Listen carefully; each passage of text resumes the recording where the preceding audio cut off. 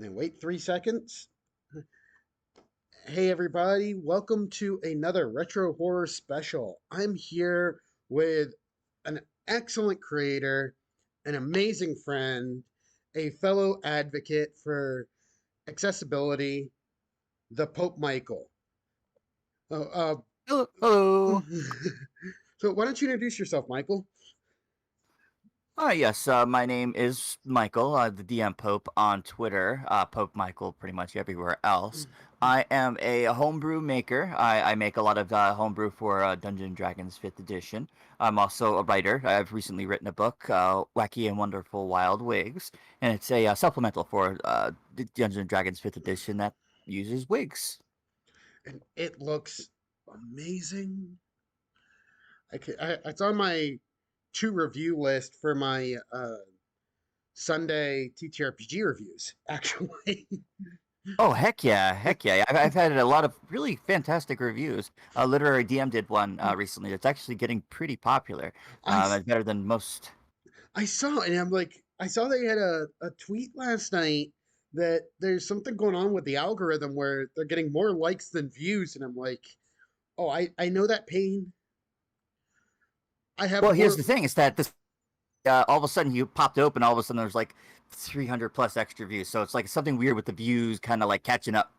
Yeah, my video I did last week with Blair, the OP Blair, it has more likes than it does views currently. I'm like, but when I go deep into analytics, I see, oh, people have actually watched this and liked it.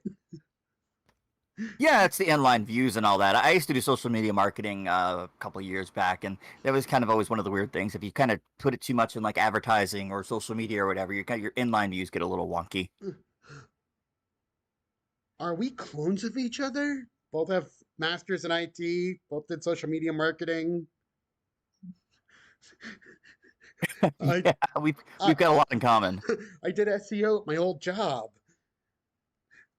It's like, huh. So I am super excited to just chat with you. Uh, yeah, my brain is like another amazing person. Short circuit. One of the one of the really cool things that like when I started following you actually is you're like me. You're an accessibility person. You want to make stuff accessible. Absolutely. That and pain management, or people that are in pain. This is another part of disability that a lot of people kind of shy away from, but I'm a very big advocate for those that are in pain to actually seek out pain medication from your doctors. There's no point in suffering. I fully agree. I mentioned it in Hope server. I'm the discount Wolverine. The reason I earned that name is my immune system rejects pain meds. Oh and man, that would suck so bad for me. and the one that would work, I'm allergic to because it would kill me. Ooh, no, that's never a good thing. So the doc is like, "You're just like Wolverine." Like, all right, doc, give me metal bones and bone claws. Oh, I have metal bones, and there's nothing wrong with metal bones. I got some in me for where I tore up my knee pretty bad, and also I'm a vet, so I probably have more metal in me than. Which is funny when I flew out to Nebraska, I went through TSA, their fancy new body scanner, picked up, I still had some shrapnel in me, and like, oh yeah, they're never removing that. Yeah, similar thing happened to me. I have bone shards all over, and they look at me, and they're like, "How in the hell are you alive?" It's just like, look, I'm living because of spite. I'm gonna make the world a better place, whether it wants it to or not. Exactly. Like, listen here, world. It's enough of your malarkey. Behave. Oh yeah, I want everybody to have their turn in the spotlight. Everybody, we're line up. Exactly. Like, so one of the questions I always ask people is, what got you into TTRPGs? Well, that's it's a really interesting story. I was this is actually just a long version. This is in my book, believe it or not. My uncle had got me the Dungeons and Dragons. It was AD&D Second Edition, the red box, and the actual full on, because I had won a tournament I had entered in this tournament for it's a kind of like a TTRPG. It was more of like a hack and slash kind of snail mail tournament. So we'd send what moves we were going to do, and then they would send it to the GM, and then they would send it back. Like, oh, well, this person missed, this person hit. Well, here I am, 8 years old, and I want a tournament against like 50 grown dudes. And my uncle saw something in me, and he's like, wow, we need to get you this stuff fast and all that kind of stuff. So he learned, and he was the dungeon master for a couple of years, and then I took over as the dungeon master for the rest of my life. But yeah, so I would be the dungeon master for my brothers and sisters. I'm the oldest of six. And so what I would do is I would, on the weekends, we'd get all up an adventure going on. We'd roll up a character or complete another character we'd had before, and just adventure on for weekends at a time. You'd have like Rocky Horror Picture Show or some other kind of cool movie playing on the background for background noise, and we just Dungeons and Dragons up. Nice. So it's awesome. You started on the same edition I did. I started on Redbox when I was 4 with my dad and my brother and a few of his friends. Oh yeah, you got that lineage going on there. And I was too young to understand the nuances of D&D at the time. But rolling clicky clack math rocks was fun. Oh yeah, there's something about children and Dungeons and Dragons. Like I do, or I did before the apocalypse. A lot of Dungeons and Dragons outreach over to the children, mostly children who have parents who are on or have dependency issues or addicts and the like. So I'd go up to these places and I'd be like, hey, let's gather some kids together. Let's play some Dungeons and Dragons. And so we play Dungeons and Dragons with the kids. Teach them math. Tutor them a little bit, and get them interested in the hobby. I love that. Like outreach is something that Gem and I are big on. When I lived in PA. I'm sorry, did you just call me Gem? No, Gemma. Oh, look, Gemma's sitting here with me while doing the. I was like, hi, Gemma. Michael says hi. Hi. When I lived in PA, I actually met a really good friend who was a pastor who did what kind of the same thing before the apocalypse happened. And reason we became friends was because of his shirt. I'm at a bar. I see this guy wearing a shirt that says "Roll dice, don't do ice." I just walked over, sat down. I'm buying you a beer. Looks at me. Nice. Why? Because you have a nat 20 on your shirt, and I love the pun.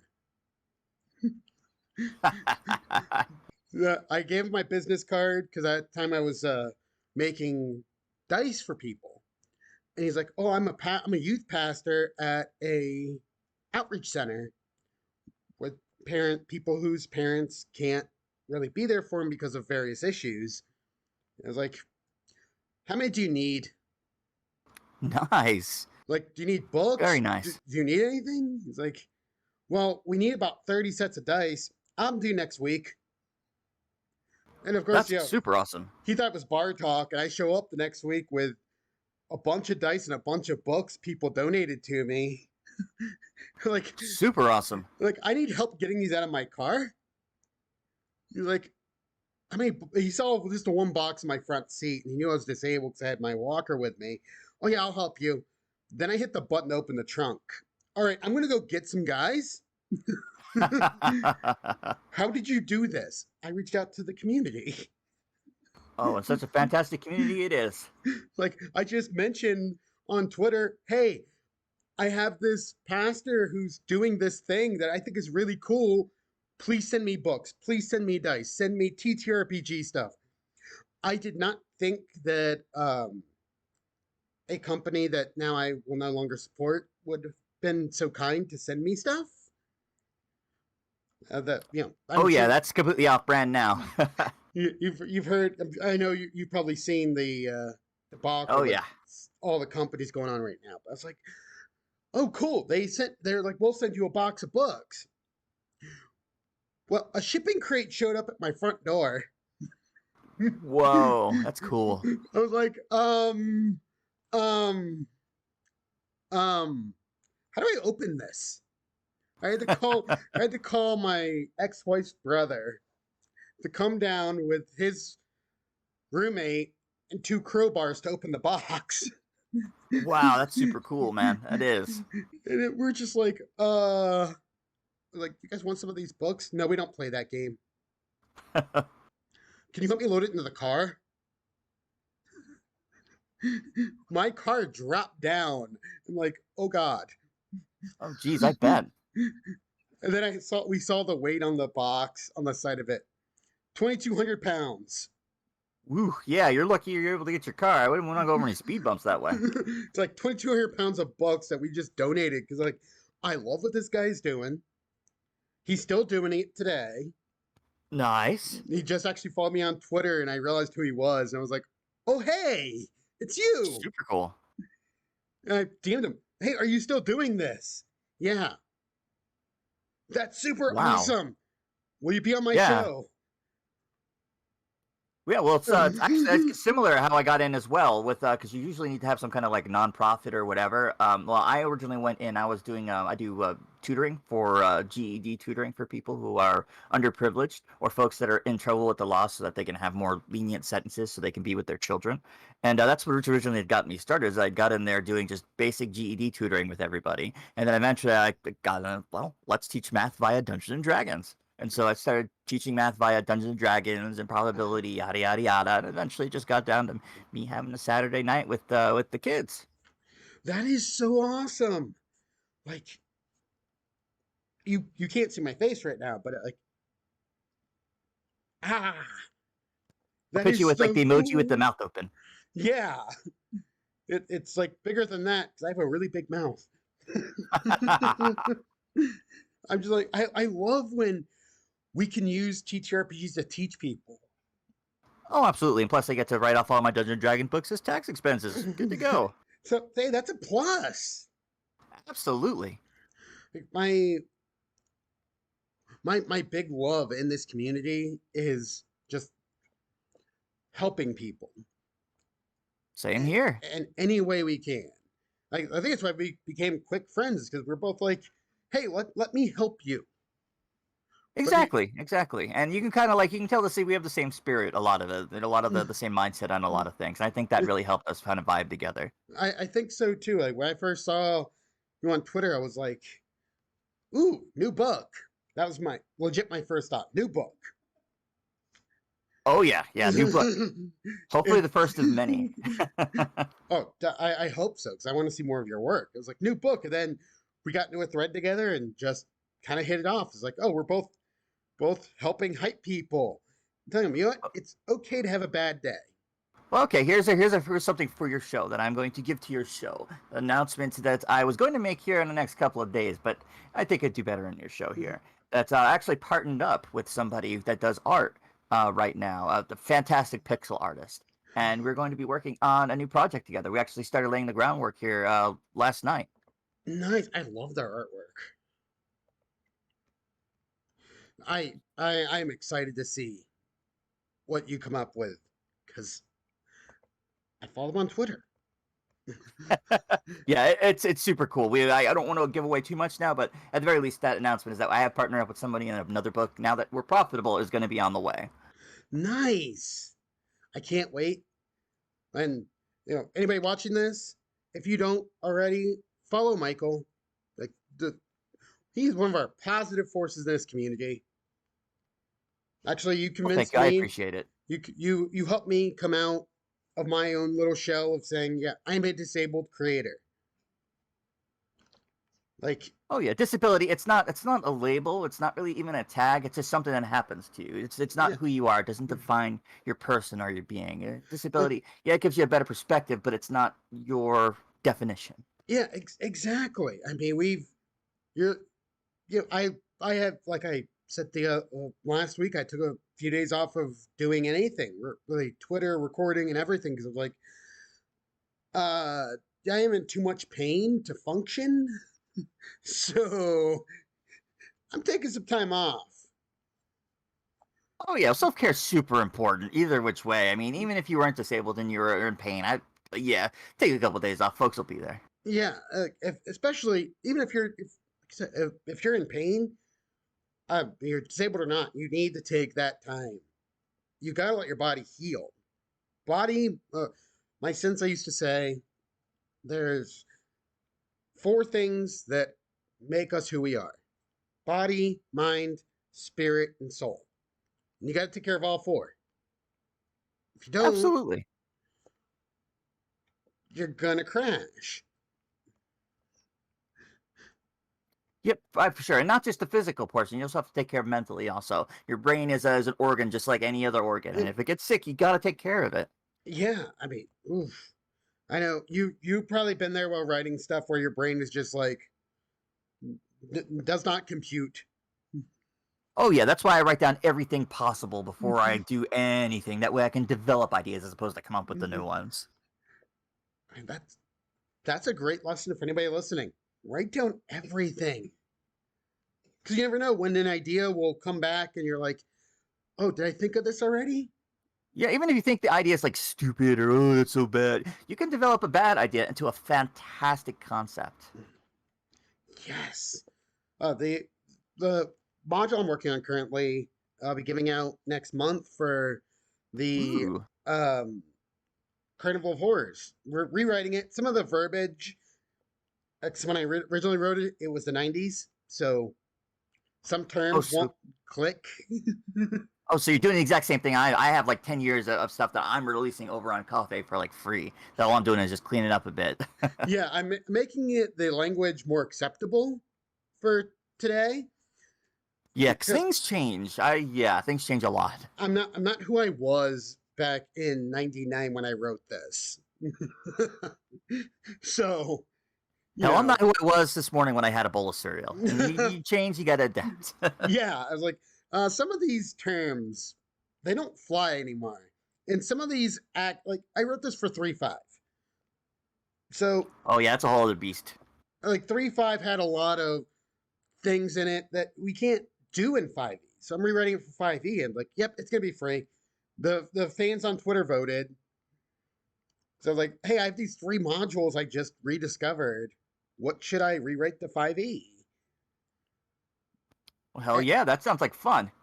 And I took away some of the I'm doing air quotes horror aspects because I a friend of mine who ran it with me on stream in 2006 was like, "You might have accidentally traumatized me." And my I mean, res- no, that's not good. my response was, "Are you kidding or are you serious?" Like, I can't go to circuses right now. Oh, so he's actually serious. Oh, that's a Like, whole other thing. I wish you would have told me before the game this was a thing that was an X card for you. Yeah, we didn't have session zeros back then, folks. So yeah. Like I always ran them because that's how I was taught to run it, but they weren't big. But apparently they were very afraid of centipedes. I Oh yeah, no, that's oof. like you're East Coast, we get centipedes everywhere. Yeah. I did not know they were afraid of centipedes, and I introduced those into the game, part of the circus. Well, they now don't go to circuses anymore. Like, oh man, I profusely apologize. Like, I am so sorry. Like, they honestly were offended I would even think of re-releasing this, and I was like, no, no, no, no, no. I did not. That was not my intent. I will never honestly traumatize a player. Yeah, so for the people listening out there, there's a main difference between scaring your player and between scaring your player character. If your player is afraid of spiders, you do not put spiders in your module. If your player character is afraid of spiders, you put spiders everywhere. Exactly. Like, I did not know they were legit afraid of something because I was not made aware. That's why I am a big fan of Session Zero. I will check with my players after every game. Like, you doing okay? Like, my one friend who plays with me is like, I'm deathly afraid of spiders. We were playing uh Tomb of the Spider Queen. Oh, why would they play that if they were afraid of spiders? They wanted to play the module, but they asked if I could change it to remove spiders. So it became Tomb of the Scorpion Queen. That works. It's not hard to swap it out. I mean, you could have also done Tomb of the Jehovah's Witnesses. That would have been fun. Oh, I'm so thankful in Nebraska we don't have those. Jehovah's Witnesses. Yeah, I can imagine that, like, be like, oh, somebody's knocking on your inn's door. Have you heard the good word? I You myself smell Axe body spray and desperation. I am a, I am pagan. I will fully admit that. I don't, Same here. and I've had them knock on my door, and I have listened to them talk, and then I give them an alternative thought process. Like, what have you considered Yeah, that? well, like breaking out the old contradictions. Those are always fun. It's like, oh, well, it says this here, and then it says this here. Which one is right? If the Bible's absolute, well, then they both can't be right, but then they both can't be wrong, so there is no God. I was on a vacation from between jobs. I had 2 weeks before I started my new job. I was soaking, and somebody kept ringing my doorbell incessantly. So I got up, and I forgot to grab a towel. So I just had a hand towel. And I was drinking some scotch while taking a self care soak. So I answered the door with a glass of scotch and a hand towel covering my naughty bits. Nice. They never came back to our house after that. Well, you can get because I did cult studies back in the day. My parents were missionaries, believe it or not, and I was actually slated to do greater things in that particular area. But I went to school that had kind of like a churchy background to it, and I did a paper on cult studies, like a high school plus level. And I dug really deep into it. And believe it or not, that the Jehovah's Witnesses have a do not go to list. That's like a master do not that they didn't really let everybody know about. But yeah, that's one of the ways to get onto that is to answer naked or covered in blood. I've done that one before too. I didn't mean to answer naked. I thought it was because my neighbor at the time had a domestic disturbance. So I thought the cops were coming to ask me questions about it because I'm the one who called the cops. So you answer the door naked just so the coppers will see you naked. Pretty much. I was like, "What? Look, they have my phone number. They know they could call me. They're disturbing me right now. I'm trying to have a self care day. What do they want?" No worries on that, man. I'm not a fan of those either. Don't worry about it. And then, just they looked at me, and well, I dropped the hand towel. Once they started their spiel, I dropped the hand towel, leaned against the door, all casual. So tell me more. Would you guys like to come in? Would you like some coffee? Well, see, I wouldn't necessarily go out of my way to antagonize those kinds of folks if they were not door spammers. Like if they came up and they tried to schedule something with me, like they called me like, "Hey, can we talk to you about this or this or this?" Well, okay, no, but like whatever. But since they actually come up and annoy everybody, that's where my problem lies with it. It's not their religion necessarily. It's that they're being rude about knocking on the door constantly. Yeah, like I had Just to the caveat. I had a local church I used to support. I did IT support for free. They always tried paying me. It's like I can't accept money from a church. I'm sorry. The good they Why? did They make enough. this was a small church. They were like a community based church. They did a lot of outreach Gotcha. programs. So they did good. I was like, I can't accept money from you. Well, one day, the pastor and his wife knocked on my door to say, to do their spiel. You should join our church. Realized it was me, and he's like, "Oh, hey, I didn't realize this was your house." Like, yeah, and his wife goes into her spiel, because she was doing it for hours. Like, would you guys like to come and have some coffee or some cake? I just got a cake out of the oven. But they were nice about it because they asked me, "Is it okay if we come by your house?" Oh yeah, that's totally different. That's a whole other category there. They're not spammers then. Yeah, like, yeah, that's fine. You guys are always welcome at my house. You're good people. You're doing good by the neighborhood. And I didn't live in the best area, so having a group like them just being, "Hey, we're here to support you in any way,"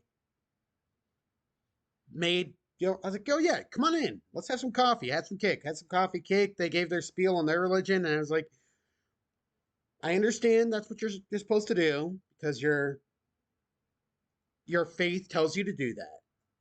Right. But my faith says I should accept all faiths. So I accept yours. Please accept mine. And the pastor looked at me. I can respect that. Southern Oh Baptist yeah. preacher just looks at me. I can respect that. That's cool. Oh, well, that's good. At least you had very good, guess fellowship with those particular individuals. Yep. Every Sunday though, he was inviting me to go to his church to get right with Jesus. I have no problem with any religions. It's just my faith says that I can worship anywhere. I don't need a building to worship. Oh yeah, and that's kind of conclusive with modern religious dogma, at least in the kind of the Pentecostal sort of areas. So I studied this kind of stuff in college, religion and all that fun stuff. I actually got my certification as a demonologist. Oh, nice! I got mine as well. It's a weird thing when you really think about it. Well, not really. I mean, I guess it technically is, but it isn't. I mean, demonology, the history of it surpasses even the Christian church, especially if you go through the Gnostic versions of demonology. Yeah, and people hear it and they're like, "Oh, so you know how to do an exorcism?" Not everyone does. Well, I mean, yeah, it's not exactly all that difficult. I mean, that's first year kind of stuff. Yeah, it's like I got into a discussion with one of Jim and my friends who's like, they mentioned, I think my house needs an exorcism. I was like, I can do that. All right, yeah, it's just a little bit of salt, a little bit of sage, kind of light some stuff on fire. You're good to go. And they're like, but you have to be Catholic to do that. I'm a trained demonologist. Yeah, no, it's Catholicism isn't even a thing. I mean, it is a thing. It's been around for way too long. But like, yeah, no, Catholicism's a early bird compared to just the various Gnostic religions that have things involving demons and angels. I mean, Exactly. honestly, I see them all as thought beings in a way. It's like thought beings that were created from the thoughts of the universe in particular. Just And like the same thing with shadow people and ghosts to a lesser extent. but like there was an amazing paper. I don't know if you've ever read we're supposed to be on TTRPGs, but I just love discussing this. Have you read the Longston papers? Now, I've heard of them, but I haven't actually read those. Oh, Or if I had, it's been a long time. they're super interesting. Where he goes into this theory that everything we know of as like demons and angels and shadow people and cryptids are created by a collective unconsciousness. Oh, yeah, so that's modern magical theory there. A basic modern Yeah, magical theory actually states that. yeah, that's what it was sparked off of. Like he thought of this in 1895. I got to see the original papers when a friend of mine worked at the Library of Congress. They invited me down, and like we're looking at them through bulletproof glass because they have them preserved, but like you can't touch them. Also saw an issue number 1 of Marvel Comics, and I wasn't allowed to take pictures either. Jerks took my phone and said you have to put it in a locker. Oh, those bastards. I would have, hid it somewhere. Sure, I could find a hole someplace. I was like, so I was answering a text and the security guard just, sir, you need to put your phone in this locker. Why? My buddy, the light can damage the documents.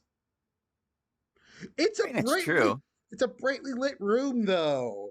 Like my As long as you didn't use the flash, you should have been like fine. if I don't use my flash, it'll be fine. I understand chemical theory. Security guard, sir, I need you to put your phone in the locker.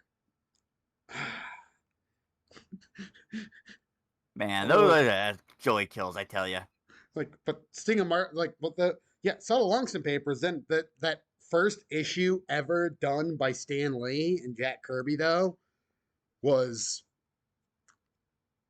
like the moment of I'm in Nirvana, that I am within 10 feet of this original comic. Oh, okay. Actually, I just looked up Langston Hughes papers. I've read those before. I thought it sounded familiar. Yeah, they're really cool. Uh there was an artist in the 60s, I think, who based a lot of their like creepy art on them. They inspired Geiger, H.R. Yeah. Geiger, for the Alien series. Penis is everywhere. Penis is everywhere. I mean, yeah. Well, I mean, it's kind of how it is, you know, where the thought beings, the ideas of the thought beings, tulpas, servitors, whatever you want to call them, they come from the more primal human spirit, the collective unconsciousness, the higher self that one tries to reach whenever one meditates, and a lot of that comes from who we are as an individual species as opposed to who we are as an individual. And if you can tap into that, then you could start actually accessing a lot of those higher functions. It's pretty neat. Yeah, just I beg anyone who reads those papers and looks them up, do not try trepanation.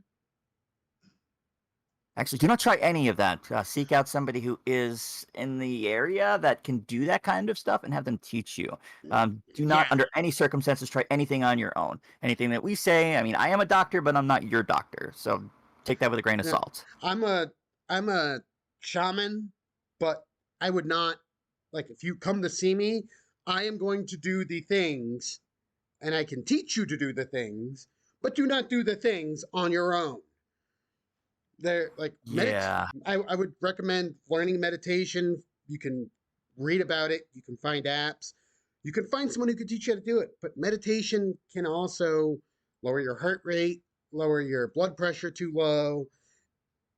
It's a difficult thing. Like I'm also a trained counselor, so like I will walk my patients through meditations, but I walk them through Oh yeah, exactly. it. I trained in shamanism as well over in Appalachia, essentially, and yeah, it's one of those things that you don't want to try any of this on your own, especially if you don't have experience. Most of the time, for the people that I teach, actually, I trained life coach myself, and most of the people that I teach, I make sure that I let them know that you do not try anything until you have at least a year of meditation under your belt, at least. Yeah, that is bare minimum. It's Not like when I the first started Candle Magic, I was 14 or 15 at the time, and I knew that this was super dangerous either which way. So until I did a year and a day, as they teach you in some texts, I didn't try a darn thing. I learned about it, but I didn't try a darn thing. exactly. It's education, knowledge, theory before application. Exactly, because once you know theory, then you could start changing it. So it also will help you increase power wise too by holding out. It's kind of like edging, if you know what that is. If you Yeah. don't look it up. If you're more not safe for work, then look it up, but also be careful about it. I Exactly. oh, one of the things I just wonder what inspired your book. So there's a couple of people on Twitter that I consider my muses, people that have some really great ideas, or at least very great inspirational ideas. It's like Abyssal Brews, Amber, what the Uncle Penguin, Pip. I mean, all these major folks. I consider them kind of like inspirations to me. And so when I see them produce certain things, things just pop in my head like, oh, this would be a great supplement, or oh, I'd like to have this with their stuff. And so that's kind of where the idea popped into my head. That's where and to have the wigs essentially is Mm, because I thought I want to have this and I want it to be something that I know I would personally use in my game. I like that. I really do. Like that is just cool. And like all those people are also amazing. Like Uncle Penguin is the reason I met Hope. I met you Same here. and Amber and everybody else in this amazing community. I always hype them up during my Wonderful Wednesdays. Pretty soon they're just gonna be like, Callum, stop mentioning me on Wonderful Wednesday. Because I do Well, my no, one. it's yeah. I was one of his wayward children. Like I had barely like I don't know 50 followers or so, and most of that was because of follow for follow. I didn't know any better back then. But then all of a sudden, I drastically grew up to like 300 or so whenever Abyssal Brew started sharing my stuff. And I mean, I love Matt. He's a good dude. Oh yeah. And Yeah. he's an inspiration to me, at least when it comes to marketing and all that. But either which way, yeah. So he really helped, and as did Pip and everybody sharing my stuff. And then once I released my book, I exploded. Like I went from about 600, a little less than maybe 580, to now I'm almost at 1,700 folks in less than like I don't know 2 weeks. I I know when Matt and I started chatting, like just in a random thread, he then did me on a follow Friday, and I went from like 80 followers to like 300 overnight, and I was like, what? Oh yeah, he's an absolute pillar of the community. Like I really love the guy. He's helped me Oh, out so much, and I don't even know if he realizes it. oh, he's Which such an awesome dude, and he's so friendly. Like Yeah, he really is, and I know he's busy, but I actually have a part of a dedication in the back of the book to him. I don't know if he's read it or not, and I have one to Amber and Uncle Penguin and Pip, and I think so far only Amber and Pip are the only two that have actually got the book so far. But I know the rest of them are busy. mm, But yeah, they are absolutely. Without them, I would not have been able to make the book. that's my thing with what I'm revising for the Carnival of Horrors, where I'm writing in content warnings for people. I have a dedication part in the back of the module. You're there, Amber's there, Matt's there, Hope, Penguin, and a bunch of people in this community are there because they've inspired me to do this again. Like, I think you're, Absolutely, I mean, look, absolutely. real quick. You're fourth on the list. First is Uncle Penguin, and I put like why I'm dedicating this book to them. Like I included OP Blair there because they were one of the first people to reach out to me about, hey, I want to do this show of just chatting with people. Like I'll be Oh on. yeah, yeah. Like Blair is awesome. Like Blair is a fun follow on Twitter. Absolutely. yeah, like they don't just do they talk, and also we had an amazing chat about video games and accessibility in video games, which when I found that mod for my controller, oh god, it made my life so much easier. My hand hurt so much Nice. less today, and actually reached out to the devs when I woke up.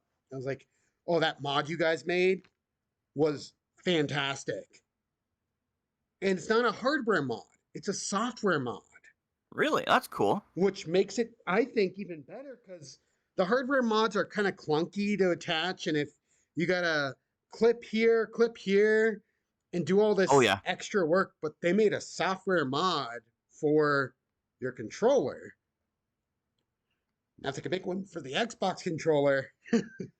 I'll be super Yeah, happy. fantastic.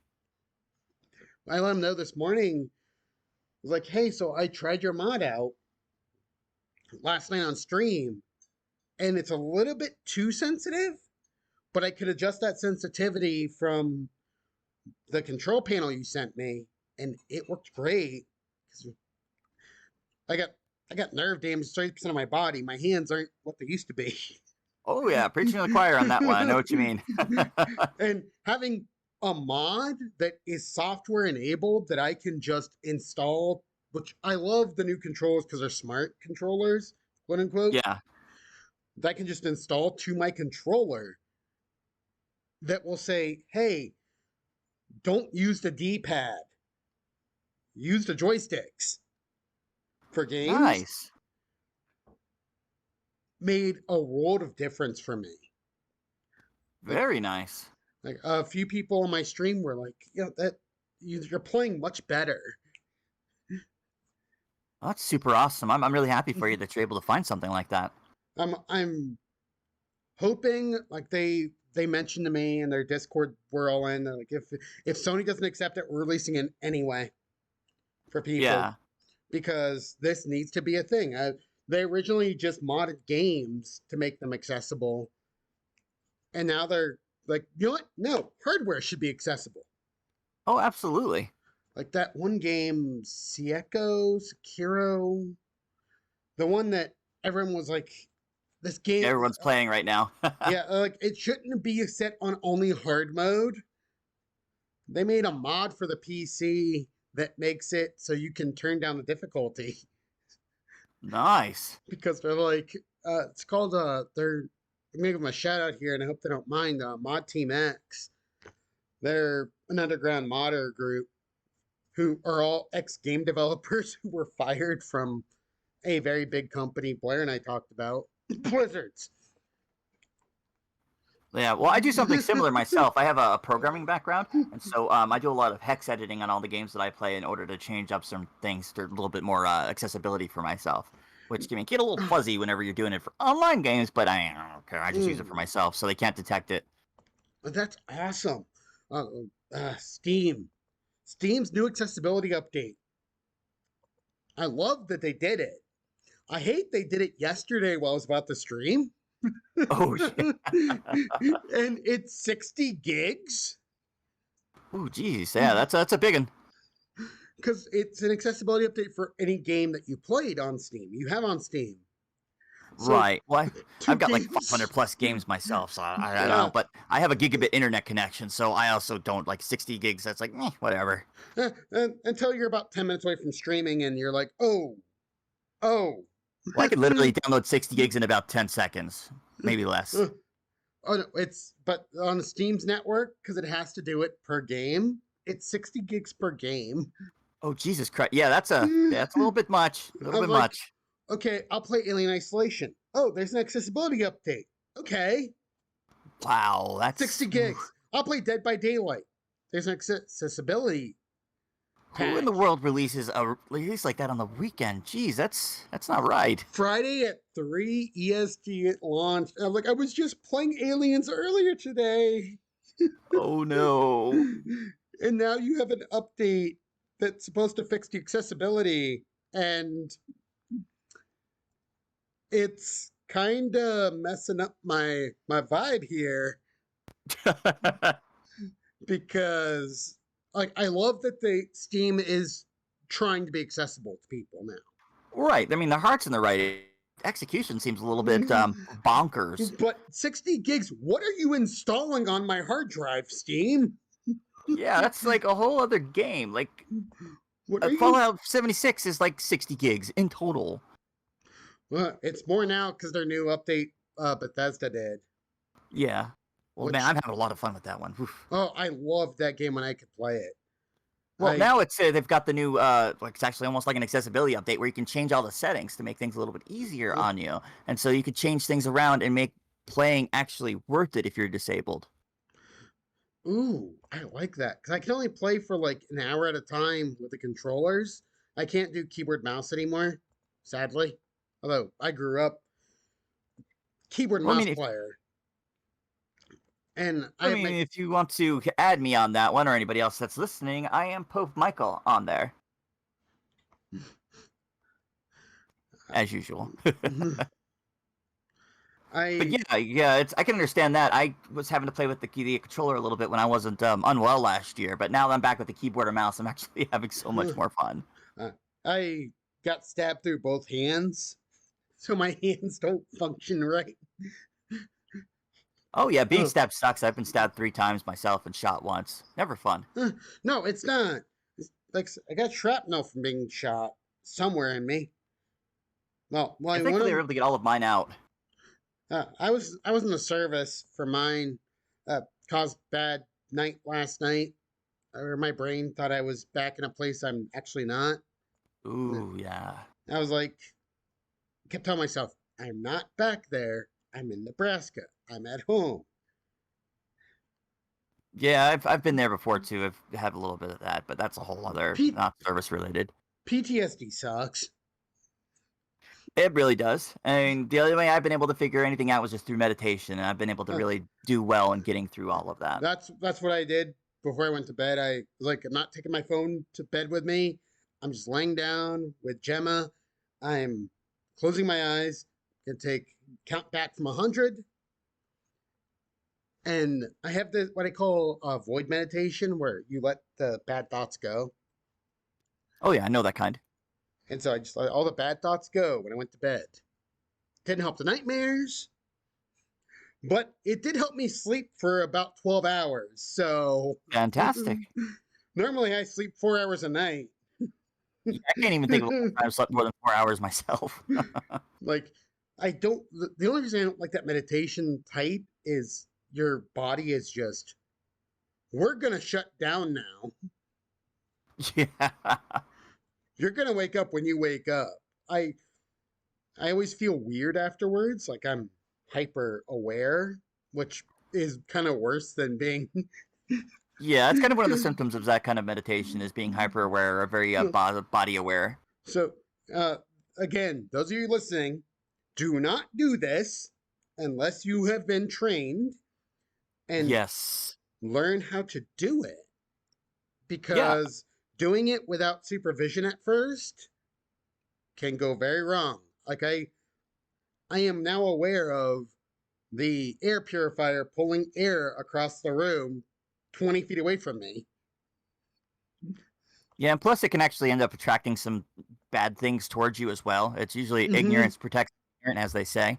And in this case, usually you're not being a gigantic target is a good thing. But once you start getting a little bit deeper into the meta of the universe, things start painting you as targets. And so you don't want to have a target on you. Or if you do, you want to know how to protect yourself from that particular thing that's targeting you. That's why I have something called Falthray. Yeah. My You need something sword, at least. Master Forged sword from my master who taught me Niten Ichiryu. Means the swords of twin heavens. He taught me to master that because it's both a combat technique and a meditation. He's a descendant of Matsumoshi. Okay, yeah, that's the clan that's famous for that. I forget which battle it was. That wasn't a clan. It was 3 people who defended a village. One of them was the guy who actually started the art form, sword form, where he sat and he drank a cup of tea while an entire shogunate army was outside a village with just one sword half drawn. And they are like, nope, we are noping the fuck out. Yeah, as what does Bruce Lee say? It was like fear the man that masters one punch 10,000 times or something like that. Yeah, fear the man who masters one punch 10,000 times than the man who masters 10,000 punch one time. Yeah, exactly. Yeah. Yeah, I mastered one punch 10,000 times in my youth. Yeah, I did a bit of taekwondo, a little bit of jiu-jitsu, Krav Maga, all that kind of stuff, but bones got too bad, so I couldn't do too much of it anymore. So when I joined the service, they made me spec ops because of my martial arts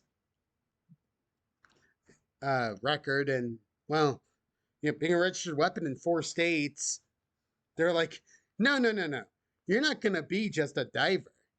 We're gonna make you, as they said, we're gonna sign you on to EOD diving, which I was like, cool. Isn't that super dangerous? Yeah. That's why, and most of my life is for 10 years, my life is classified. I hear that. I drank a lot in my 20s too. But I met some great friends who we're all on the Discord together. We all call each other like almost every day. We check on one another. We text each other every morning. You still alive? You doing okay? It's just that's fantastic. We just have a check-in channel. If one of us doesn't answer, we figure out somebody who's close by to check on them. Like wow, that's super nice. Getting emotional now. Last week had a friend didn't answer our morning text, reached out to his ex-wife and asked her to check on him. She went by. Turns out he was in a car accident and lost his phone. Oh no. And like, we have a Discord. You could have messaged us. Broke both hands. Oh. Couldn't type. And I was like, yeah, that's never a good thing. Oh. I don't know. I'd start typing with my tongue or something like that. Like, you should have found a way to let us know you were still alive. Signals. Cool karate kicks in somebody's front yard. Like, just grab some lighter fluid and burn your front yard of I'm alive, guys. Because we were all worried. We didn't hear from him for we don't hear from one of us from a day. We worry. Yeah. Because we're ex special operations, so right. we're worried. Content warning ahead. Skip ahead 30 seconds if you don't want to hear this. Worried one of us committed suicide. Understandable. So yeah, it's So, great that you have such a great friends and battle buddies and the like. like I said, dude, I am proud to call you a brother at arms, even though you didn't serve with us. You're a brother at arms in another way. You're a brother at arms in the battle for accessibility. Because Absolutely. that is such a hard thing to find now. It shouldn't be. It really shouldn't be, no, but people are afraid that they're going to be looked at as like junkies or the like just because they advocate for not being in pain, which there is a major difference between being an addict and being dependent. It's like a person with diabetes, for example, they are dependent on insulin, just like a person who has pain is dependent upon opiates. Yeah. And I see one person on Twitter, I cannot remember their name, but they're always promoting, hey, why are we fighting for accessibility? Why is Yeah. why is that an issue? They mentioned they got someone who said to them the other day, you should catch the next bus because I don't want to wait for you. And I was like, whoa, that is not okay. Yeah, that's kind of why I blasted that one dude. I mean, I normally not that kind of person ever, but there's this one guy that would said something to the effect of he called people who are fighting for disabilities the R word, and that's just one thing that you don't use unless you're discussing medical science in the 50s. That's just Yeah. you don't use that nowadays. Uh, And he started calling people R words, and he started calling out people who do that kind of stuff who fight for disabilities. I'm like, no, this is not cool. So started screenshotting yada yada yada and put everything up on Twitter. And I'm like, hey guys, check this out. I have 90 mutuals with this dude. You guys either want to do something about that? And he it got down. he attacked one of my friends actually, Oh uh, geez. who was like, so you feel like a big guy just tearing people down. And he called him the R word, and I love their response. Like, so you feel like a big man calling me an R word, insulting the custom art I had made for my profile? Good for you, buddy. And he did the two thumbs up. He's like, you obviously are a big man in your life and have many friends and much respect. It's like, I like that you're trying to tear me down to make yourself feel better. And I was like, good for you. Right. I mean, psychologically speaking, I mean, I took psychology classes in college. I was actually originally going to be a therapist, but yeah. Anyway, so I took psychology classes, and those kind of people, they are definitely they have issues of their own that they need to break people down in order to try to build themselves Yep. up. Uh, like I said, we're clones. I did the same thing. I actually got one of my associates is actually in um, therapy.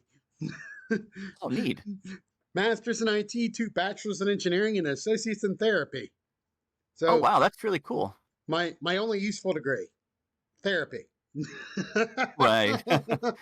Because Well, I mean, I I'm got my master's in IT, and I got my bachelor's in IT, and my associates in IT. So actually, I was getting my doctorate in therapy originally, just so I can make more money or whatever. But eventually, I decided, you know what? I can make enough money with my IT degree. I am just going to go for something I want. So I started going with philosophy, specifically metaphysics and comparative religion, but ooh, mostly philosophy. I've studied metaphysics and comparative religion, but I've never didn't get my degree in it. It was just like classes that I opted into Right. because the teachers were fantastic. Well, I ended up getting most of my degree for free, sort of, kind of. So that's kind of why I kind of went in that direction too. Yeah, MGI for me. So the military messed me up and paid for my college education.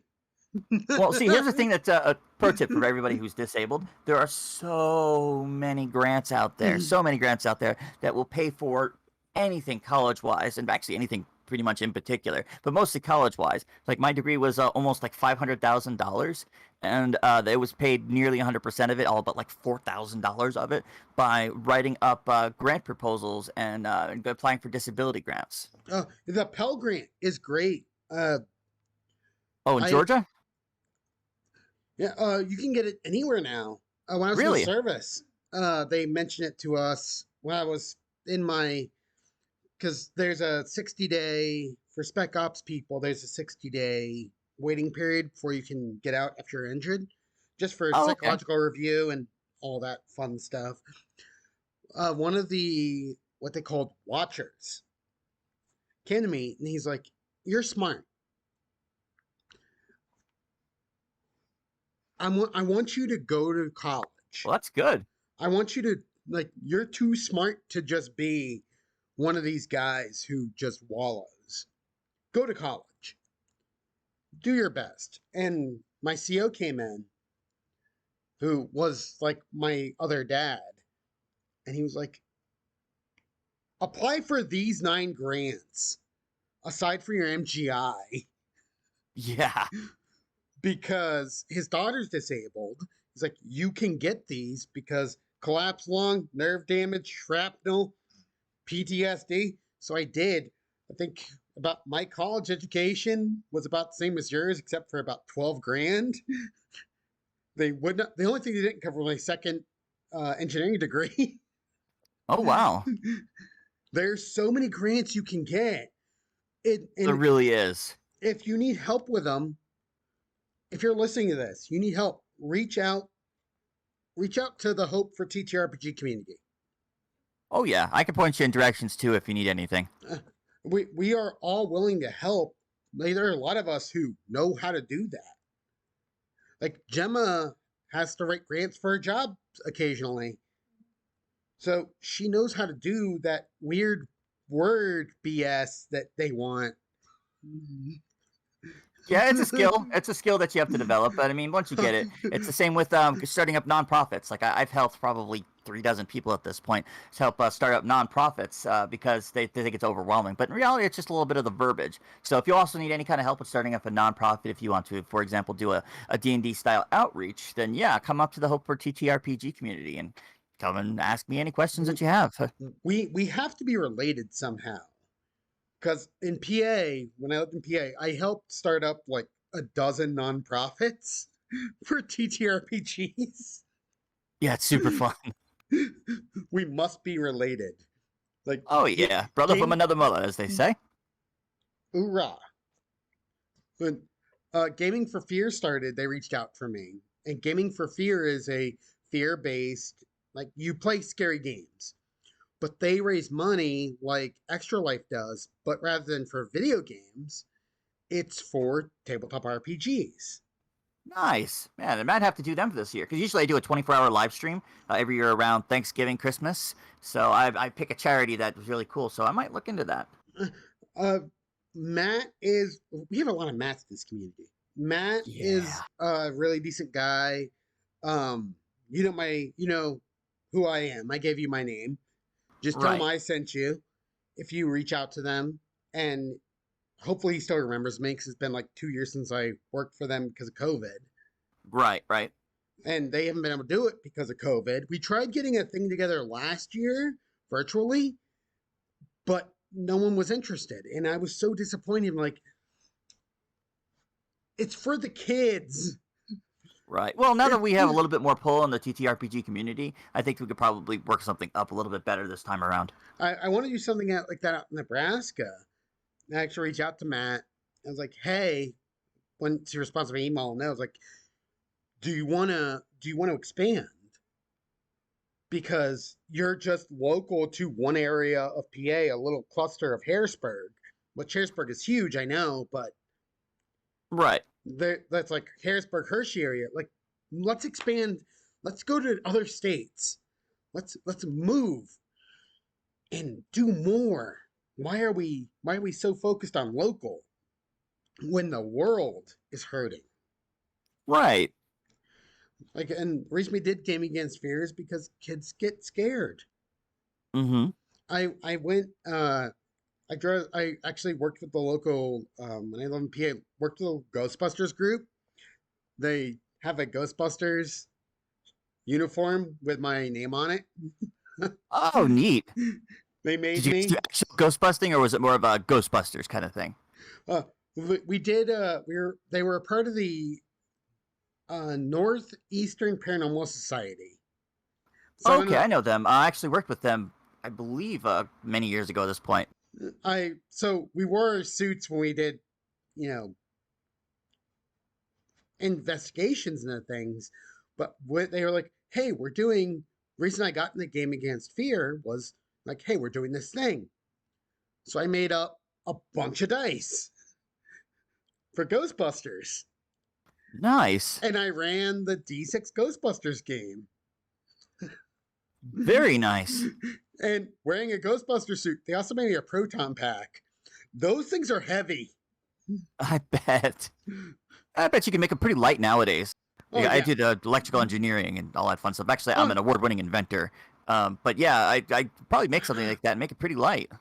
look, nowadays they can make it light. Back in 2017, Yeah, with the lack of 3D printers, yeah, that would have been a little heavy. yeah, like well, 3D printers that can actually do FDM and PTEG now. Back when it Yeah. was just because I had a 3D printer back then, and it was still the hard filament. It was Oh the yeah.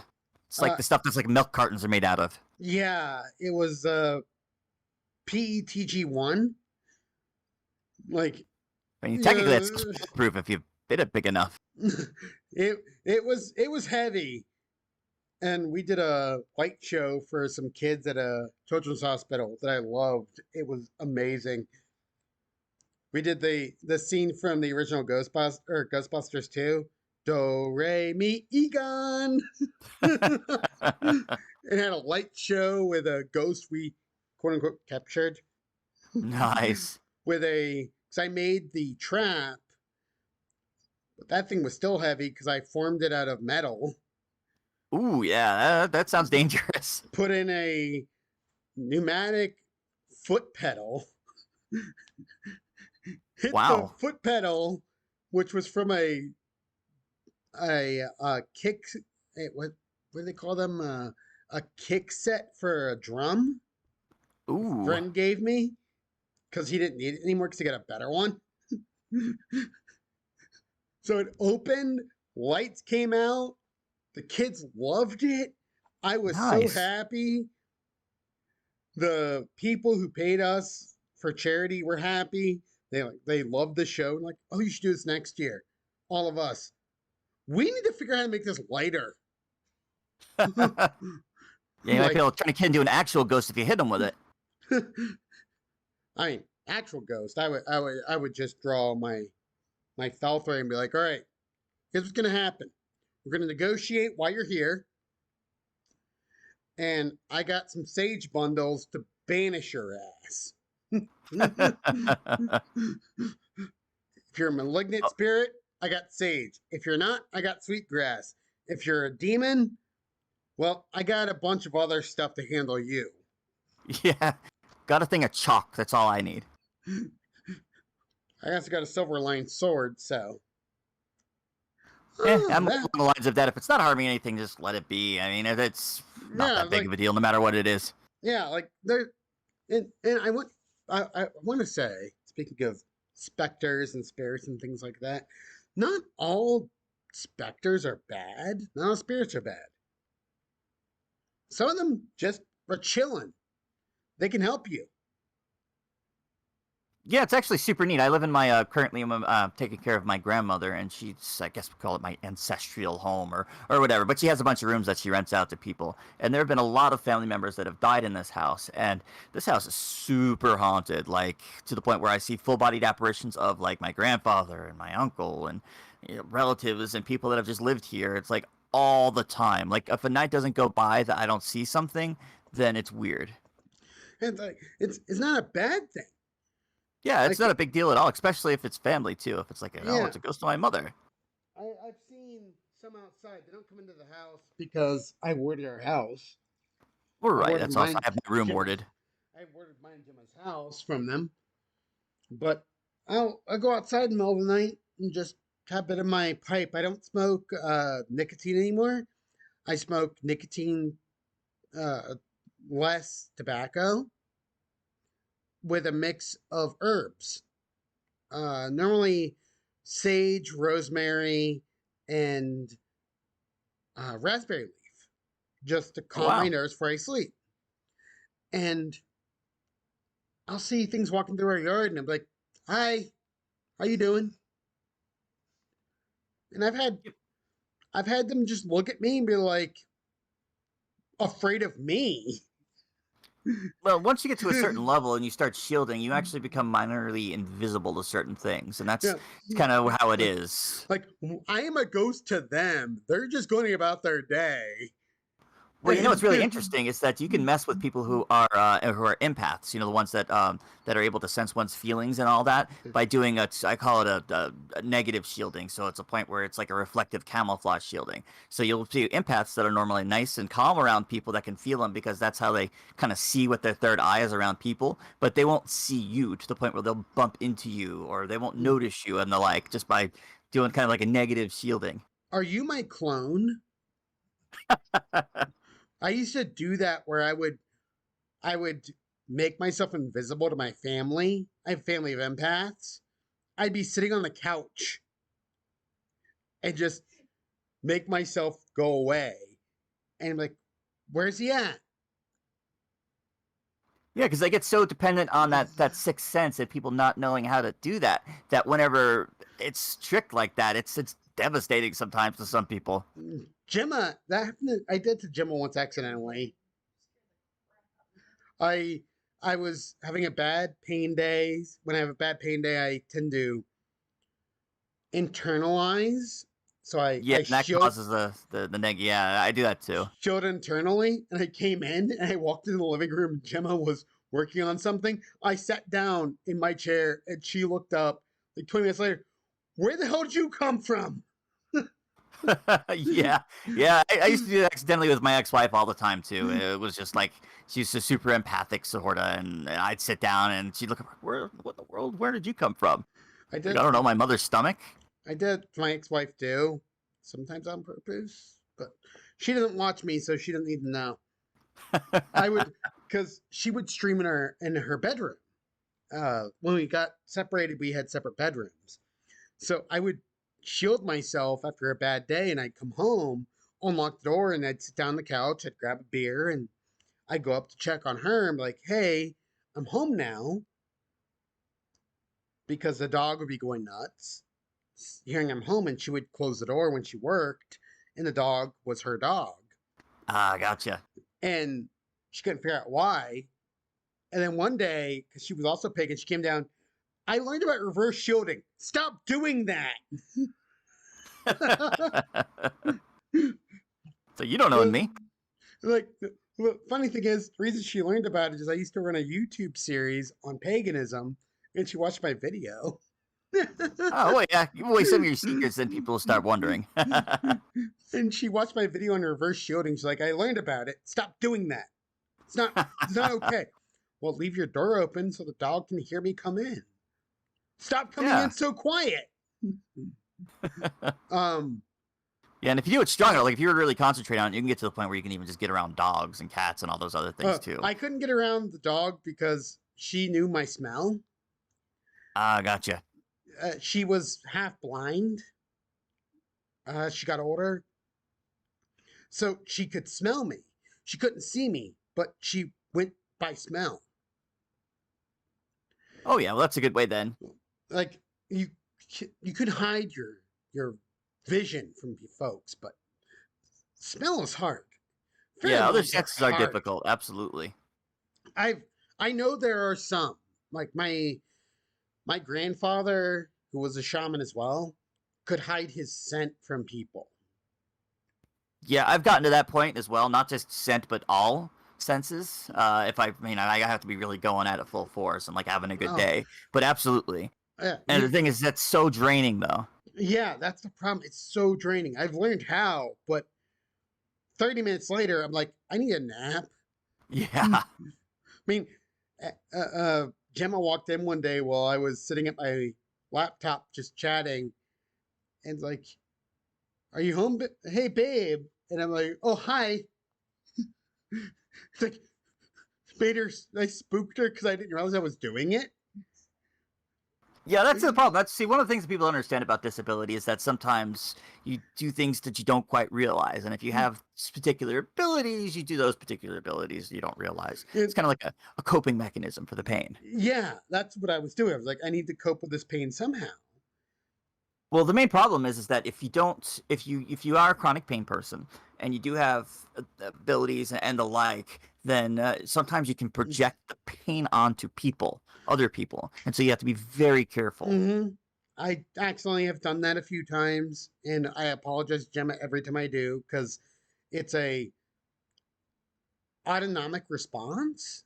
Exactly, and you have to learn And how to control those autonomic responses, and that's the hard part because you just don't realize it sometimes. and sometimes you slip, and it happens. Yep. Somebody be like, "Oh man, my knee is really hurting," and I'm like, "Oh, yeah, I'm gonna have to start shielding I a little bit better." Huh? Sorry about that. I did that to Gemma with my hip the other day, and I didn't mean to. Like my Yep. hip was hurting. We were sleeping, and she woke up next morning with her hip hurting, and it was like, oh fuck. Yeah, it's the same thing with like if, viewers may know this term sympathy pregnancy. You know how a partner will get the pregnancy symptoms as well.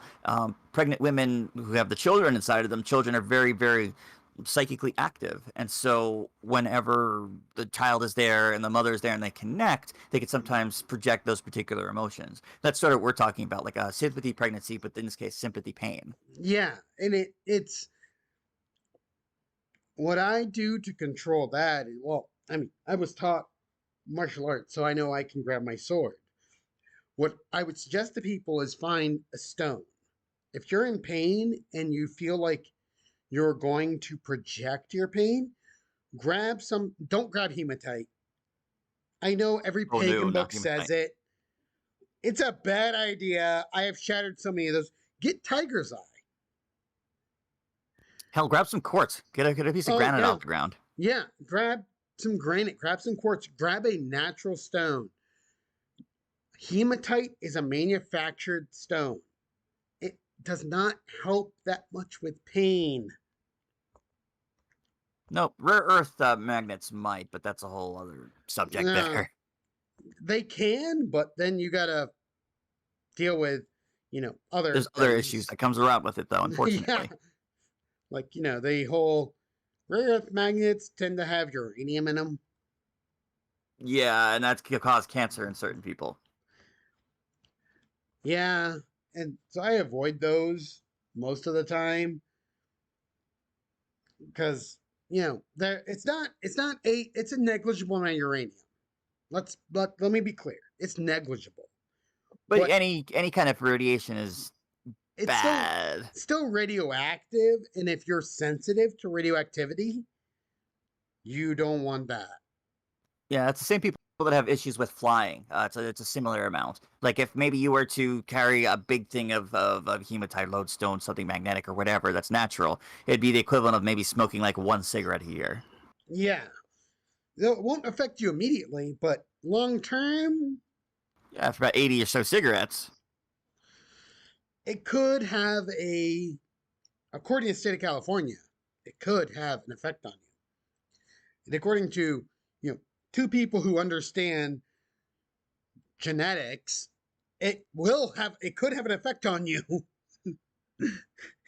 Well, I mean, it's not even a could, it's more of a will, but whether or not that will cause you problems is the thing. Yeah, I mean, I've let so much negative energy go into hematite. I've shattered so many of them. I had shards in my hand once. And pulling shards of stone out of your hand with needle nose pliers is not fun. Oh, yeah, absolutely.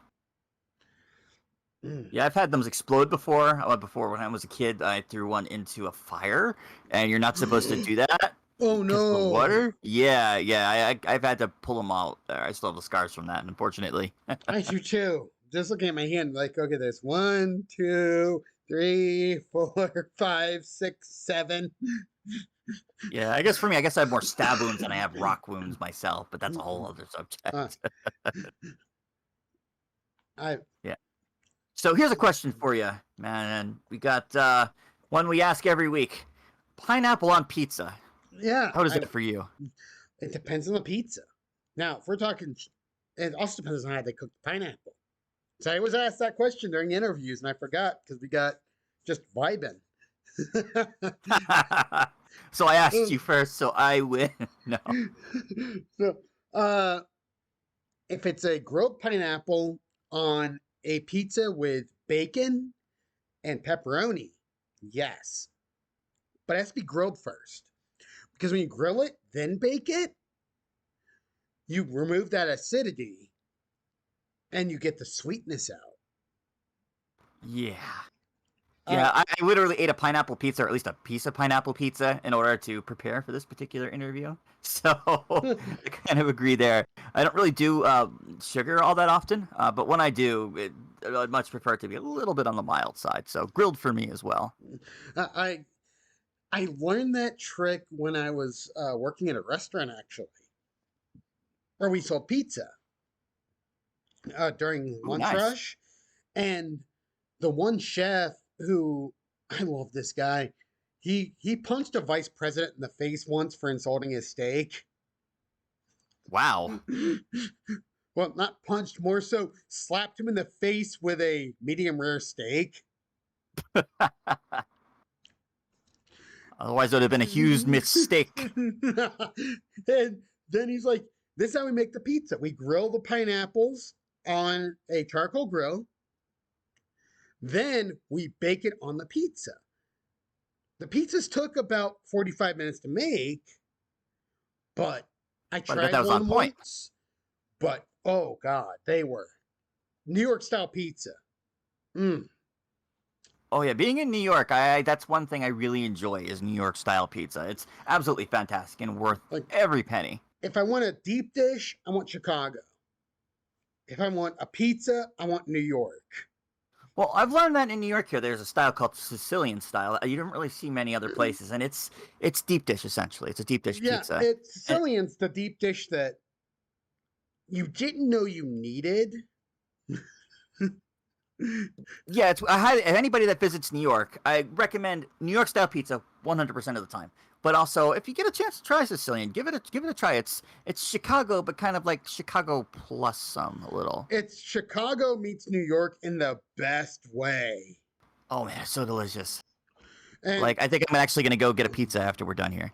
you get the cheese, the meat, the sauce, the dough. It's just you only need like 2 or 3 slices, and then the next day you got pizza for breakfast. Hell yeah, pizza cold, pizza warm, pizza anytime. Yes, I feel like you remember that old commercial from the '90s when Bagel Bites came Put out. pizza on a bagel, you eat pizza anytime. so, Yeah, been there. so I gotta ask, what is your favorite TTRPG? If you like without 5e, like if you had any favorite TTRPG, what would it be? That's a good question. In general, I recently played a really fantastic one called Flower Country. That it's an RP heavy rules Ooh. light one that I joined a book club, a TTRPG book club with Amber, and we played that one last week, and that one was a lot of fun. It's essentially a half flirting, half spy kind of TTRPG that was absolutely fantastic, really. But that would be the one that still sticks out in my mind right now, since I played it so often. But for the one with the most potential, I feel at the very least, is going to be Ben's TTRPG Overgrown. Oh There's yeah. so much potential in that. Like that's going to be a fantastic one to take to kids, and that's what I'm planning on doing. And I was a super early supporter with Ben. It's been probably 2 months or Yep. so since when I first met. And yeah, I first read that, I'm like, oh my god, this is good for kids. And I Yep. think he even mentioned it that somebody had said, "Oh, this is good for kids," and when he did your radio show, and that was actually me that originally said that. that Not that to was pat myself too hard on the back. that was you who originally said that, and that's why I brought it up. Because I read it and I was Super like, cool.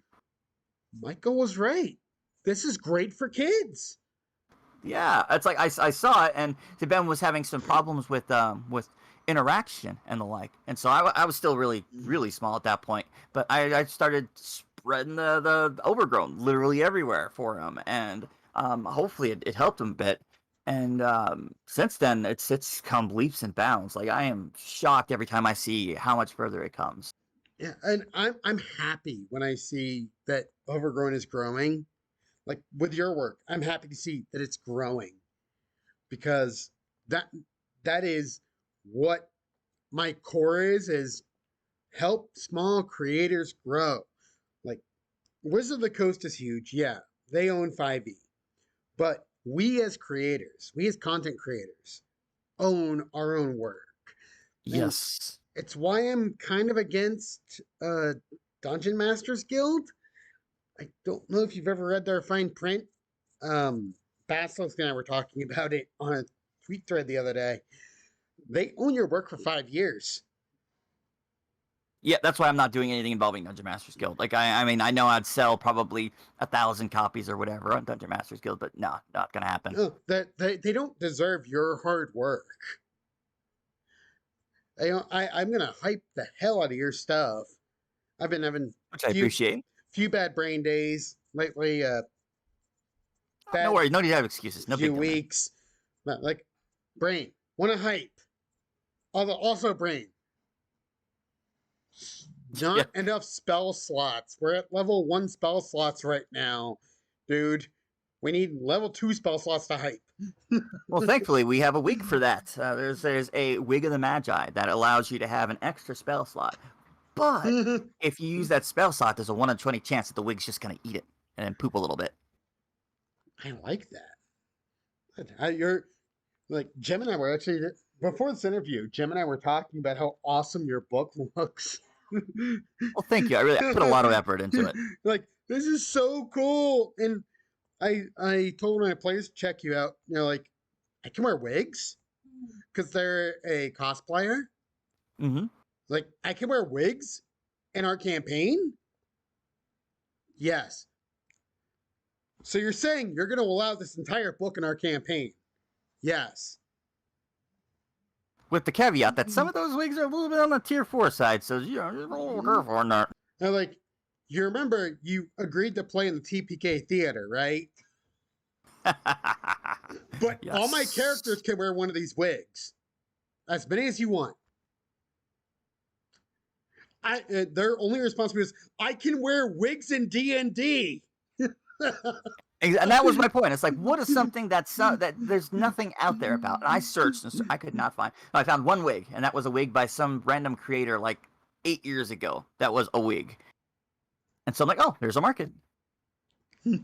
Yeah, like I play with a lot of cosplayers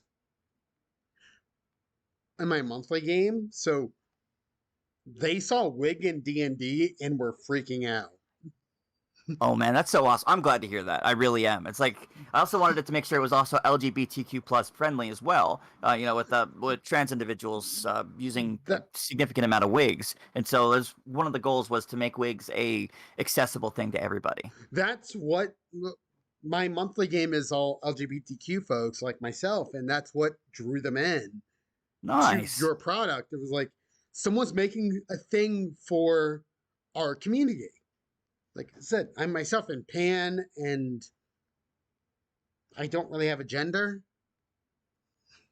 Cool. I am genderless. Callan. I don't know what my gender is, but when it comes to being supportive of the LGBTQ community, I am there. That is a Heck big yeah. thing Jim and I are there for. Like, that's why I'm rewriting I could have released the Carnival of Horrors as it is, without the accessibility options, without taking into consideration I should put content warnings or thanking folks. But I Yeah. won't, because it's not friendly to our community that I've collectively joined. It's not a good product for that. Oh yeah, I know what you mean there. It's not exclusive to the community, like disabled folks, because I mean, hell, I wrote a wheelchair ramp in. Nice. Because I was like, at the time I was in a wheelchair when I ran it. Like, there used to be a wheelchair ramp at this carnival. Heck yeah. At all Because, carnivals, in real life and in game. because there wasn't at a carnival I went to. But when I worked at a horror themed haunted junkyard, we had them. Nice. And there's also an emergency exit button all players have, which is my version of a quote unquote X card, where players can hit that. Very nice. Because that's what we had at the haunted junkyard I worked at. I also got smacked in the face with a purse when someone hit it by accident. Because it was just a bunch of cars, like a corn maze. Yeah. But it was cars like stacked up and welded together so they wouldn't fall on people. And well, it's always a positive. We want to make many more disabled people if we can help it. someone hit the button, and I came out of a hidden corridor.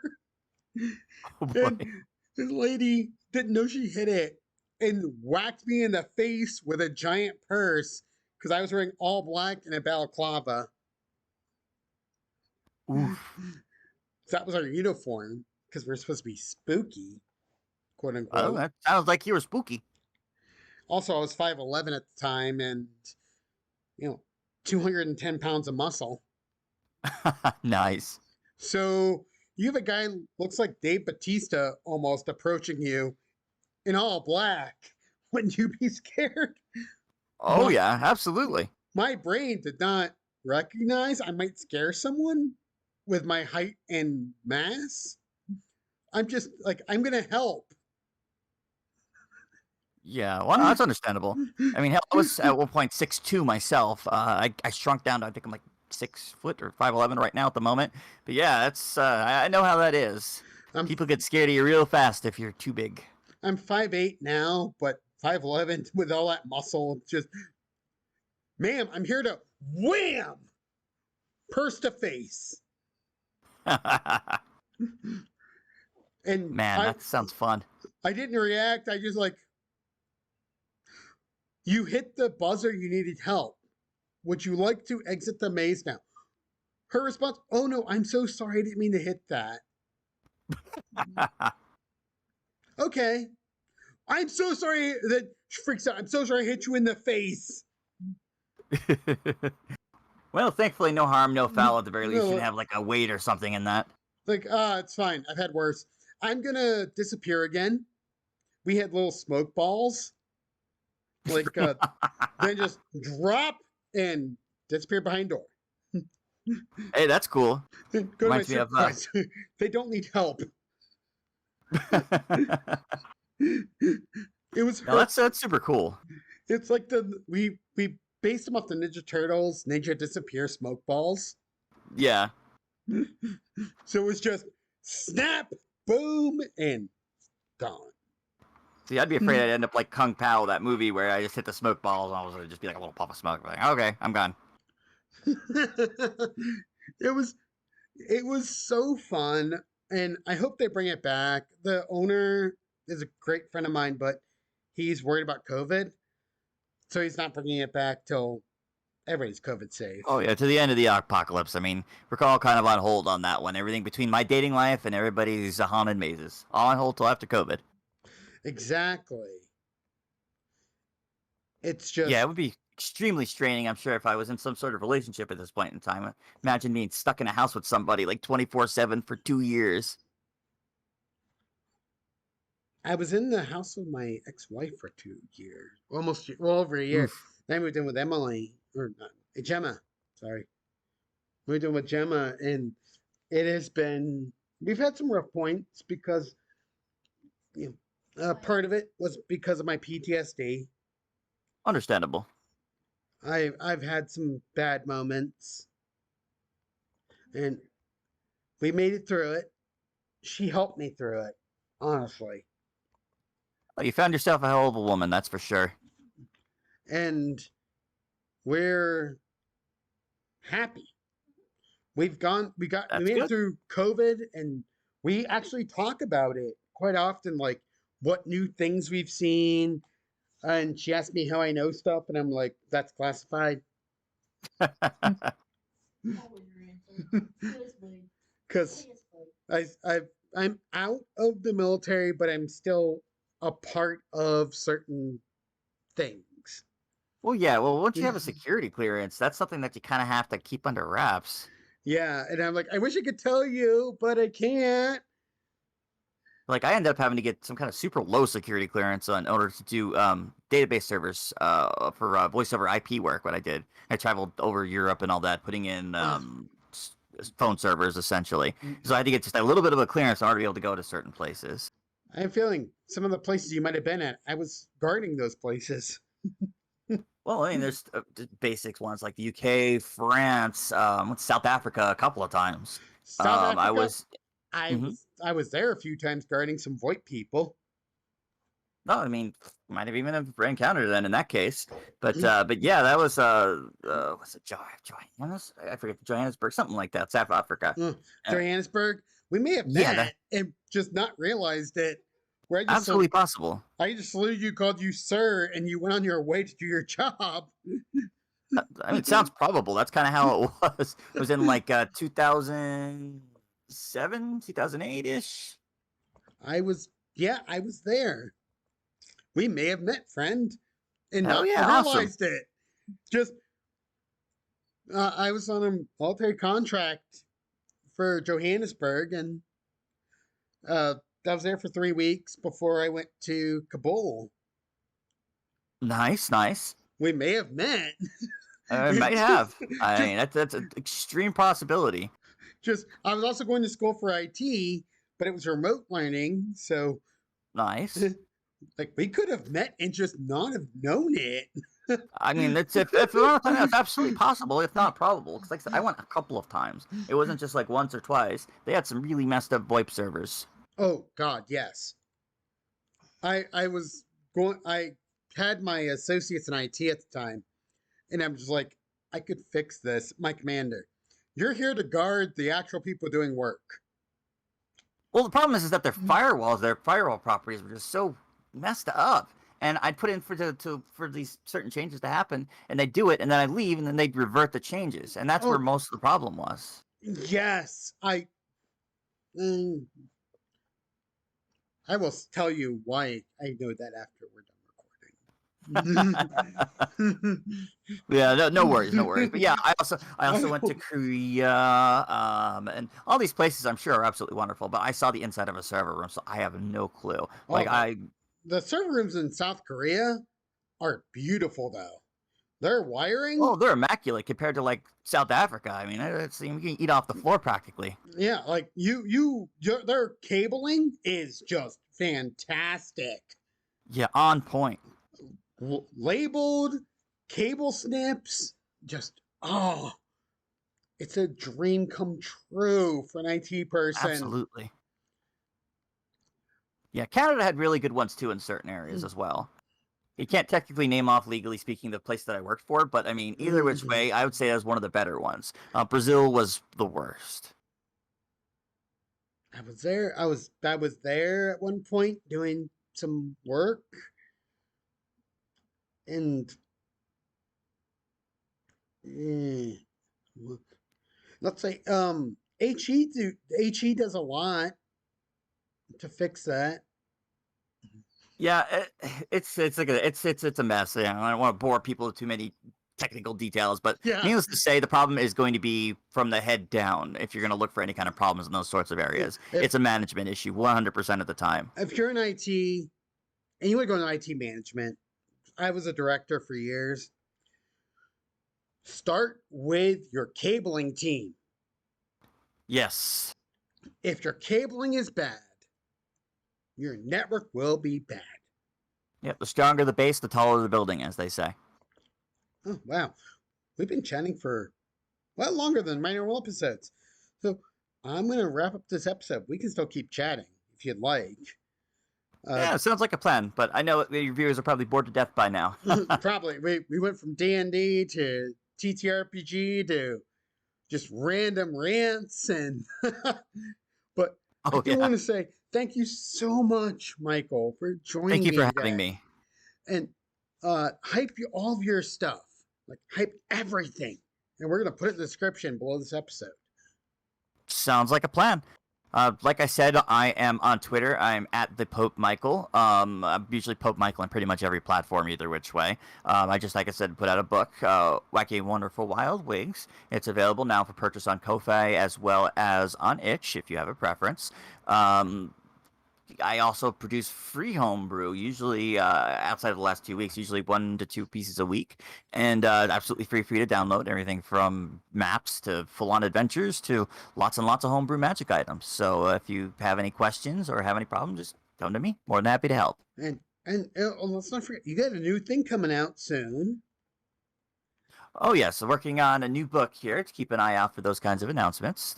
Should be here hopefully in the next week or two. Well, if you guys don't, if you're listening to this and you don't follow Michael, you definitely should.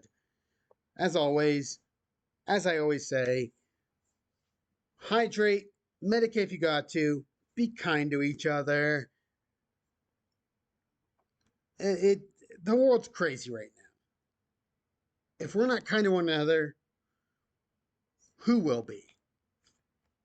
And definitely check out Michael because their work is awesome. They're like me, they're an accessibility person. They want you to be as accessible as you can be to this community.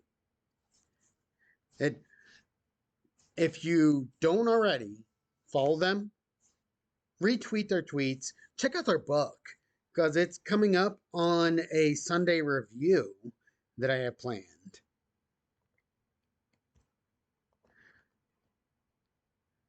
Thank you all for watching.